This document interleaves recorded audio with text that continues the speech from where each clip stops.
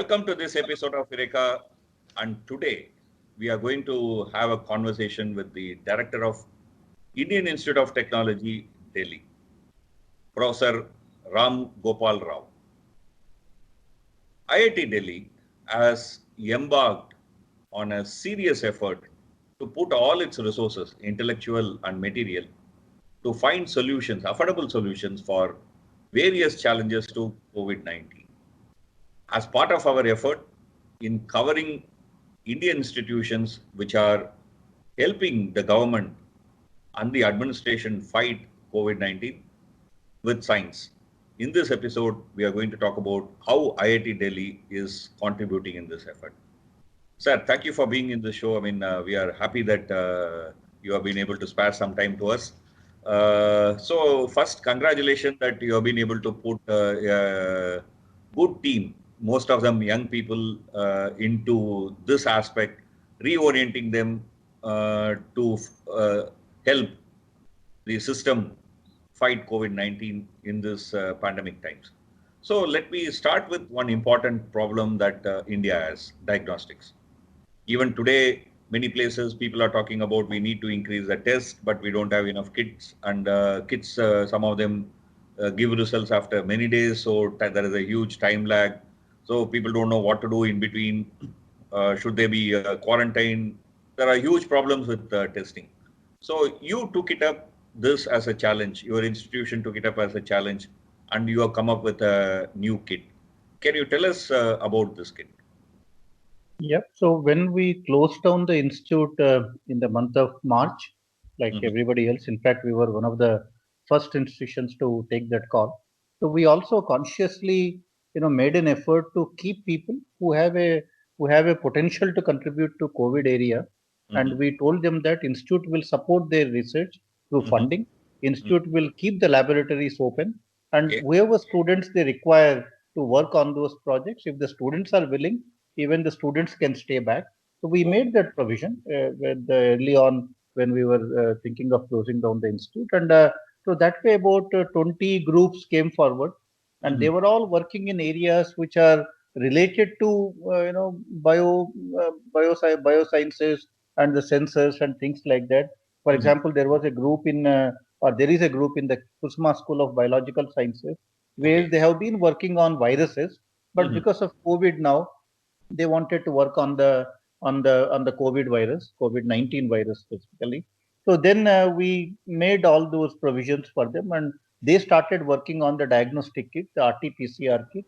They Uh-huh. also looked at what is the more why does the test become expensive? So there is this fluorescence tag in that kit which you get only from some very specialized sources, all imported, and that is what makes the cost of that kit expensive.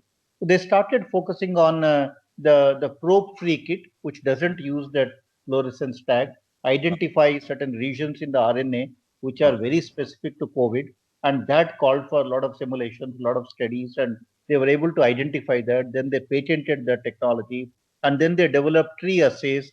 And the first assay they tried did not actually work, which they tried in the Pune lab, and then they continued to develop that, and then they tried the second assay that worked very well, and the second assay was what was tested by ICMR and given as 100% accurate, 100% sensitive, and because they are not using the fluorescence tag, it became very inexpensive. In fact, the bill of materials for what they use is about 150 rupees.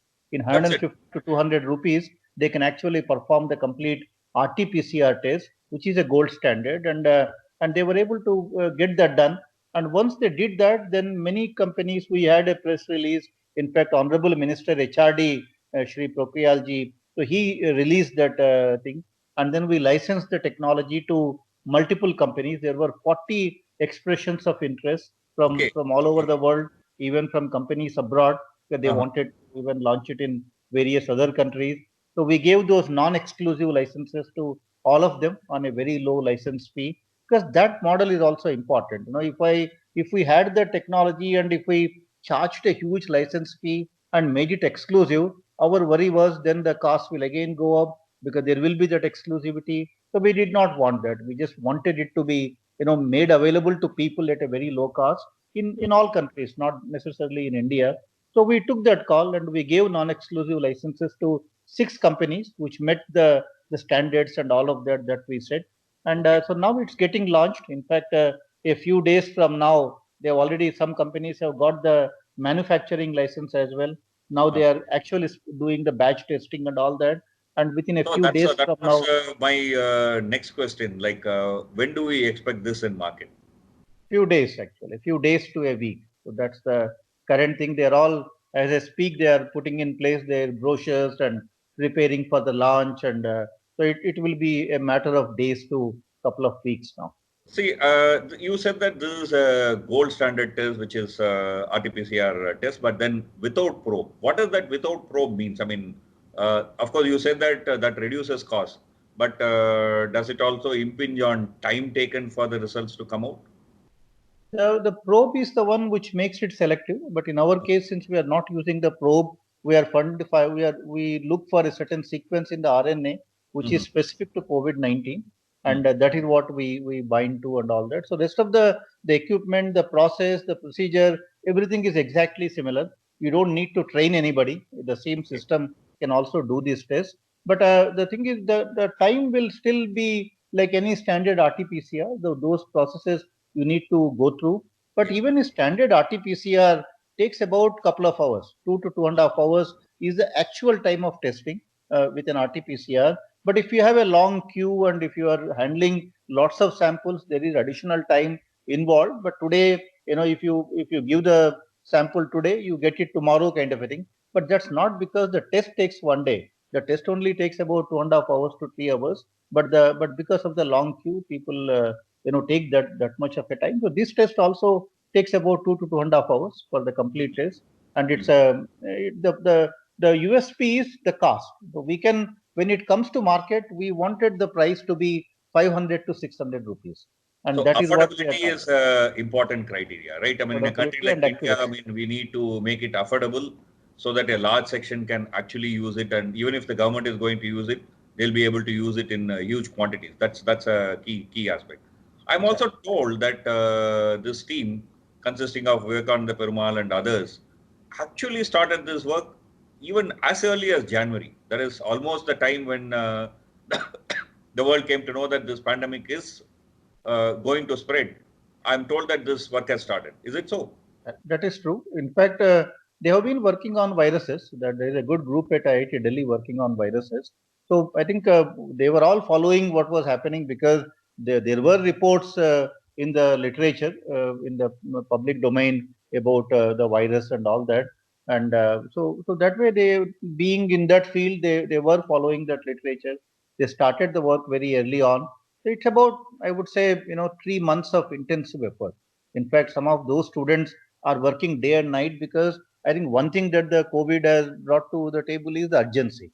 Yeah. You might be working on it if it comes next year, then the whole interest is gone. They knew that they have to get it out. So I was talking to some of the students. I had to caution them, that they should, take care of their health too in the process of doing it. But they really work very hard. One small question on this. I mean, you said that they were looking at one specific aspect of, I mean, the genome sequence of the RNA virus of COVID.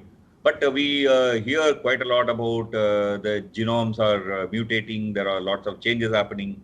Will they have an impact on this test? That I think only experts can say, but this group believes that the basic structure of RNA will still remain. So what they have the sequences identified which give that specificity, and they tested it on a large number of samples currently in the country, and it seems to perform with 100% accuracy. So Very, I very think we need to see as we go along. If the standard RT-PCR fails, this also will fail. I think these things need to keep evolving, but this is as good as a standard RT-PCR. very, very nice. And I think in the current context, when the numbers are increasing in India, and then we need to also increase the test so that we'll be able to contain, flatten the curve. This kind of diagnostics, more than one actually, are necessary and important. It's a very good, very important contribution from your institution to this country. Also, Let I me should move tell you, to as part of our reopening process, there is a report submitted to MHRD. We Mhm. also want to use these kits on the campuses when Okay. students come back.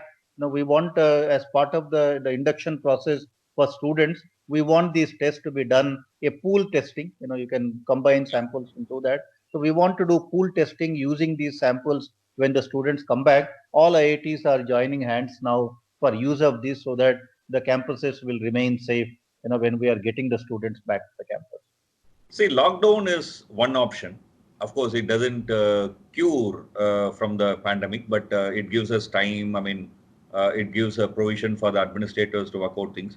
Maybe a few more localized lockdowns or etc. might be required, but still, one thing is very clear that is emerging is that for quite some time we have to learn to live with the virus.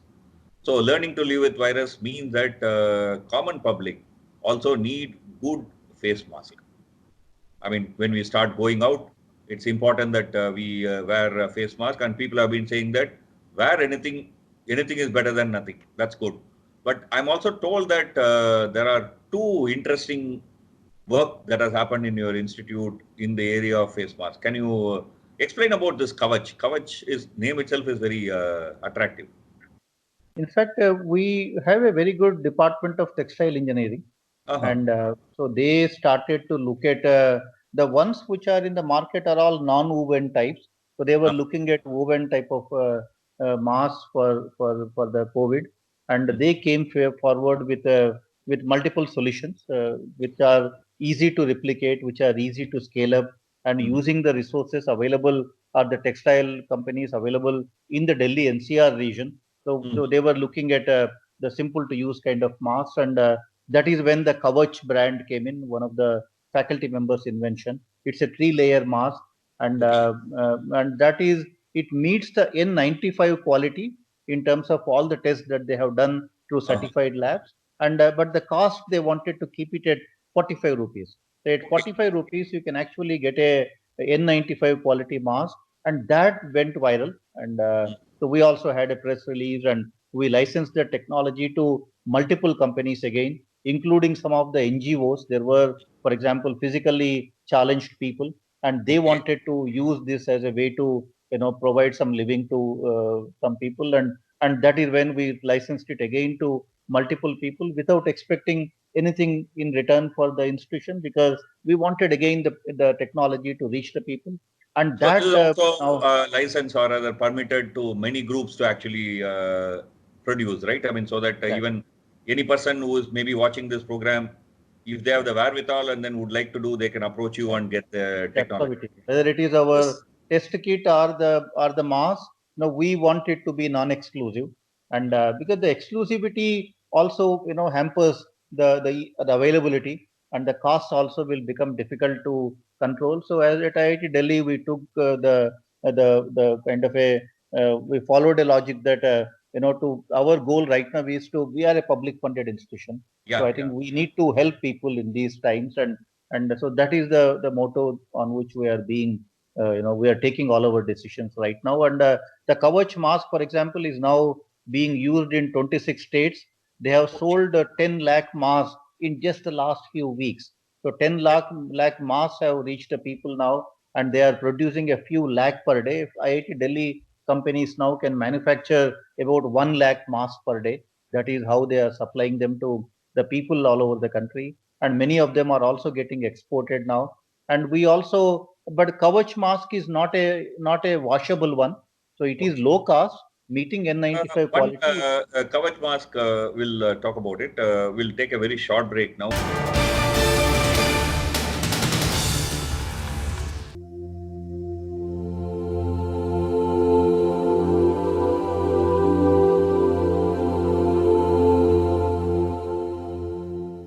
This huge enthusiasm for yoga and spirituality is because these methods do not need any faith or belief.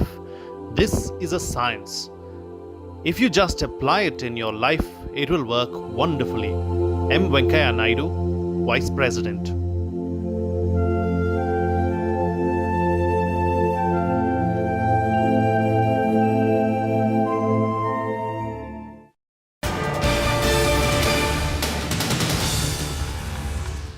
Welcome back to Eureka. We are having a very wonderful very informative conversation with Dr. Ram Gopal Rao. He is the director of Indian Institute of Technology, Delhi.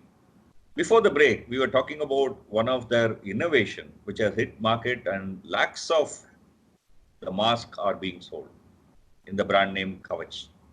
Sir, you said that it's a 3-layered mask. What is this 3-layer? The front and the outer layers are all simple cloth which provide that comfort. The inner layer is the fiber that they use, and that is the one which actually provides the filtration.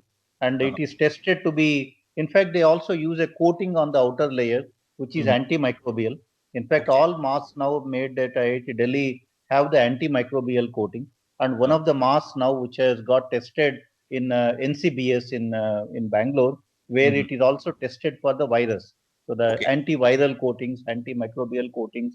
So now most of the masks that we are now putting out into the market all have the antimicrobial, antiviral coatings. I'm also told this cover the filter. I'm also told that the cover the filter can filter a 3 micron particles, 98% filtration level. And when it is 0.3 micron, then it is about 90% of filtration level. That's a really very high filtration level, right? So gives a real good protection with affordable cost. I mean, as you said, it's about 40 to 50 rupees. That's a kind of range in which you are looking at. You also are talking about a washable mask, because a country like India, not many people will actually be able to afford a mask 40 rupees or so every day and discard it. So what is this affordable mask? I mean, washable mask. In fact, it became a necessity for us. No, necessity is the mother of invention. At IIT Delhi, for example, we have 1,000 staff, and when we wanted to get them back, we wanted to give them these masks. And but the question is, every day for IIT Delhi to distribute masks is not going to work for us. It's also not price wise affordable for an institution like for any institution for that matter. So we needed a mask which we give once, and it lasts the entire COVID cycle. So now that is where the N-Safe mask, again from the textile department, Professor Mangala Joshi and her student, they came forward, and it again has an antimicrobial coating, but they use materials which are washable. They can wash 50 times. In fact, the coatings are certified to last for 50 wash cycles. And it again meets all the... Roughly about 2 months, if you buy a mask of this kind, I mean, roughly for 2 months, you should be able to use it, roughly, right? That's a very interesting innovation. That also, not just any mask, but a mask that also gives you real protection. What will be its specification? Like what kind of added features are there? So they all use this 3-layer kind of a thing, and the middle layer is the one where the innovation happens. The outer layer contains the coatings that are required to make it antimicrobial, and so that these are the nano coatings. And in many of these are the nanofibers which are woven in a way to prevent the virus from penetrating. And also there are nano coatings on the surface which are like in one of the masks they use nano silver, and that nano silver essentially has that antimicrobial property to kill the microbial kind of bacteria kind of a thing. And so these are all those technologies which are but when you have a coating, to make it last 50 cycles is the innovation there. People think that simple cloth mask will work and all that, but they have an efficiency of only 20% or 30%, and that is where the technologies come in. Though it looks like anybody can make a mask, but the ones which are certified and all of that go through a lot of there are many scientific challenges to get those tests passed. The N95 test, for example, it's a US standard, and so many of these masks cannot be called N95 because for that you need to go to that lab in the US and get it certified, and which unnecessarily increases the cost of these. But we have compared many of our masks with the N95 masks in the laboratory, and then you can see those results of how a standard N95 mask performs, how these N-Safe or Kavach masks perform, and so that is the difference. And so that is why these are N95 equivalent, but not N95 because of the certification thing. But that is also required to keep the cost low. So at IIT Delhi now we have distributed N-Safe masks to all our staff. They're all wearing them, and they're all, even I use N-Safe mask because And we also need to worry about the environment at some point. If so many people using the masks and discarding them, and one thing I should also tell you, all the masks that IIT Delhi has put out so far are biodegradable, so they can degrade in the natural way. That way, you are not adding to the environment all these as pollutants. So that is also one thing that we have taken care of. So that is where many of these technologies have required that scientific expertise. And one good thing that has also happened was, 5 years ago or 10 years ago, this could not have happened. I mean, there could have been a technology, but how do you, manufacture and market it? Now it is all happening through the startups.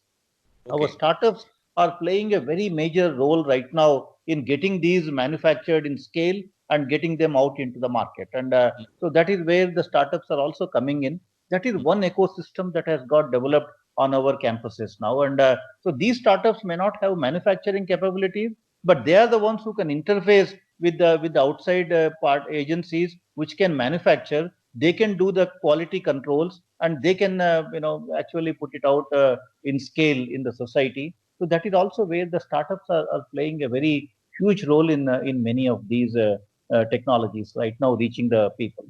So as you are pointing out, the technology doesn't remain only in the laboratories, but actually reach the field, reach the people that who require. The startups ecosystem play a good role. I'm also told this NSAFE, for example, as a clip for nose and elastic for chin, so that it actually covers your face in a best way. So as you said, that equivalent N95 effect, although it may not be certified and officially you may not be able to call, it gives a good fit to, I mean, some people, they have a broad face, some people have a narrow face. So it also enables different people to wear it, right?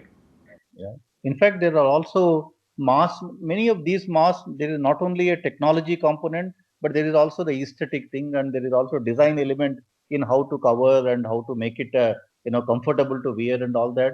And recently, the NSAFE people, for some of the physically challenged people, even for them, they have masks with a transparent kind of opening and all of that. So they have been innovating now further for meeting the Because requirements of people have to do lip reading, right? I mean, so we need to also keep that in mind. I mean, that's a inclusive approach is necessary. I mean, technology cannot be very blind. I mean, it cannot just. they have now they have now masks with transparent opening, for the lip reading and all of that. So for specially challenged people, these are also now available in the market.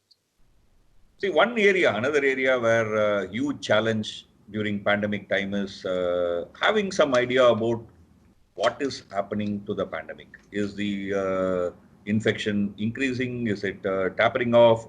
Is it what's happening? I mean, you need to monitor, you need to control. IIT Delhi was one of the pioneering institute which developed this COVID tracker, and it's also publicly available. Rachin, can you tell us about that? We had some people who were working in the machine learning, artificial intelligence kind of areas, who were all modeling kind of people. Some of them came forward, and then they wanted to provide these predictive kind of models, because there is a lot of data available, and there are some modeling efforts which Government of India is also taking up. But these people had ideas as to, for example, when migrant labor, when they go back to their hometowns, what happens because of that.